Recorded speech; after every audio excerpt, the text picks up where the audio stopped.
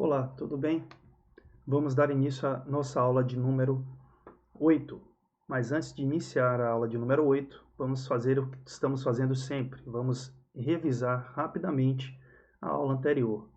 Na aula anterior, vocês aprenderam o conceito de centro e desenvolvimento. Vocês viram a importância do controle do centro do tabuleiro. Vocês também viram que para existir o controle do centro, será necessário posicionar suas peças em casas adequadas, lutando pelo controle do centro. E aí acabei mostrando para vocês as melhores casas para os bispos, os cavalos, as torres, a dama.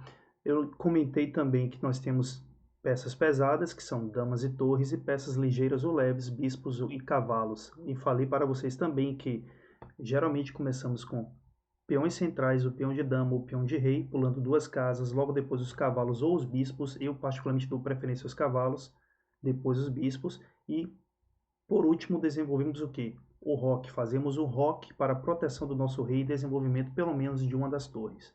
Hoje nós vamos aprender, ou melhor, vocês aprenderão construção de ataques e também um pouco de ação coordenada das peças. Então vamos ficar focados em construção de ataque e ação coordenada, o que seria as peças agindo em conjunto para conseguir vencer a partida.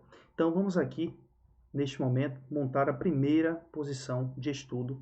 Tá? A primeira posição será a seguinte: pretas terão um peão em F6, um peão em G7, seu rei em G8, e as brancas terão um peão em F2, um peão em G3, o rei na casa G1, a torre na casa D1 e mais um peão na casa G5. Esta é a posição que nós vamos analisar. Vamos pensar nessa ação coordenada. O que seria? Nesta posição, se vocês pararem para observar com bastante atenção, vocês vão perceber que a torre que está na casa D1 poderá atacar o rei preto jogando o lance torre D8 na casa D8.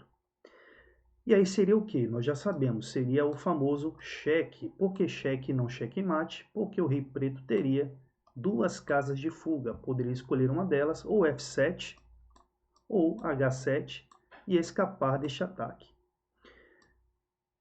Algo importante quando temos essas posições e pensamos em atacar o rei e definir a partida é saber se as peças podem agir juntas, dando apoio para que o lance vencedor possa surgir. Ou seja, qual o pensamento que passaria na cabeça de um jogador aqui agora?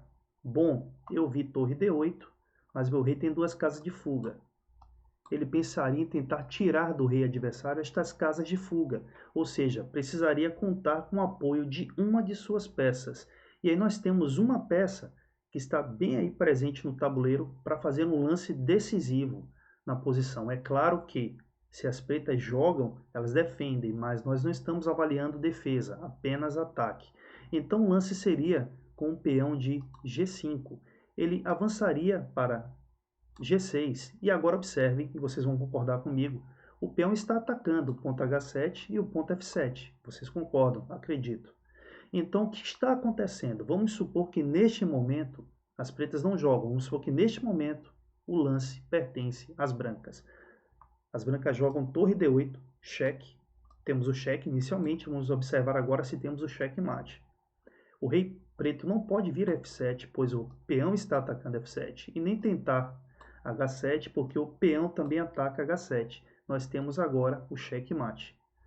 Então, qual foi aqui a ação coordenada? Peão e torre. O peão fez um avanço auxiliar, atacando dois pontos, retirando do rei adversário duas casas de fuga, permitindo que as brancas pudessem jogar a torre D8 aplicando checkmate. E vocês podem insistir, mas Jorge, teria uma defesa, você pode mostrar a defesa? Posso, mas não é o objetivo. Por exemplo, após o pulo do peão de G5 para G6, as pretas teriam que jogar nesta posição rei F8, ganhando a casa E7 com casa de fuga, porque após torre D8 cheque, poderia ir para a casa E7 escapando. Então vocês já viram aqui uma ação de torre e peão, ou seja, construímos um ataque com a ajuda do peão, auxiliando a torre que aplicaria o checkmate. Vamos ver mais uma posição, também tendo a torre. Eu vou já posicionar aqui, vou também comentar qual foi o lance que posicionei, para que vocês se familiarizem com a notação algébrica. Então nós temos a seguinte posição agora. Nós temos um bispo na casa B4, uma torre na casa D1 para as brancas, um peão na casa B3, um peão na casa C2 e um peão na casa B2. E as pretas, um rei na casa G8, um peão na casa F7 e um peão na casa G6. No momento aqui não temos nada construído. Nós temos que lembrar que no anterior nós construímos o ataque. Então vamos tentar construir aqui. Talvez seja um pouco mais complexo, mas vamos precisar observar a ação das peças. Por exemplo, vamos lembrar de um detalhe. Os bispos, eles agem muito bem onde? Em diagonais, eles se movimentam em diagonais. Eles vão agir bem em diagonais abertas. E as torres, elas vão agir muito bem em horizontais e verticais que estão abertas. Então podemos combinar um ataque de bispo e torre contra o rei, que está em G8. Como? Primeiro detalhe, vocês poderiam falar, Jorge, eu já tenho um cheque de torre. Sim. Apliquem cheques quando o cheque tem importância, quando ele realmente vai trazer vantagens. Um cheque agora, neste momento, as brancas conseguiriam escapar. Eu poderia seguir com a ideia de construção do checkmate que eu quero mostrar para vocês. Mas eu não quero mostrar tendo cheque sendo o seu primeiro movimento. Eu quero fazer essa ideia surgir sem o cheque. Então, por exemplo, a torre sozinha não vai conseguir fazer muito, porque o rei vai conseguir escapar do ataque. Mas eu observo que temos aqui a diagonal A1, H8 aberta. Eu falei que o bispo vai agir bem em diagonais abertas. Então a combinação vai ser bispo auxiliando torre. Eu jogaria nesta posição, estando de brancas, bispo na casa C3. E aí nós falamos de uma jogada futura, que não ocorreu, mas é uma ameaça futura. Então aqui já temos também uma ideia de ameaça para vocês. A ameaça vai ser a seguinte. Primeiro vamos observar a ação do bispo, atacando a longa diagonal A1, H8, e principalmente a casa G7 e a casa H8. O rei não pode chegar em uma delas. Já sabemos que o rei não passa por casas atacadas. A grande ideia aqui é a seguinte. Vamos supor que o lance pertence ao jogador de brancas, tá? Torre H1. Observem que a torre H1 ela está ameaçando atacar em H8, graças à ação do bispo que está atacando a casa H8 e aplicando este ataque junto com a torre. Vamos supor aqui, é importante que vocês entendam, relembrando a questão do checkmate para vocês, que as brancas jogam de novo, são as brancas, as pretas já efetuaram outro lance. Quem aplica o checkmate aqui, que fique bastante claro para aqueles que não lembram bem, não é o bispo, pois o rei está na casa branca e o bispo na casa azul. O bispo apoia a torre. Temos ação combinada de bispo e torre com o bispo apoiando a torre. Então a torre tem como objetivo chegar à casa H8, atacando o rei não vai capturá-la porque o bispo protege e o rei também não consegue fugir para G7 porque o bispo também ataca G7. Nós temos um checkmate na posição. Então, a gente acabou de ver uma ação coordenada de bispo e torre. Tá? Vamos ver uma agora de dama e cavalo.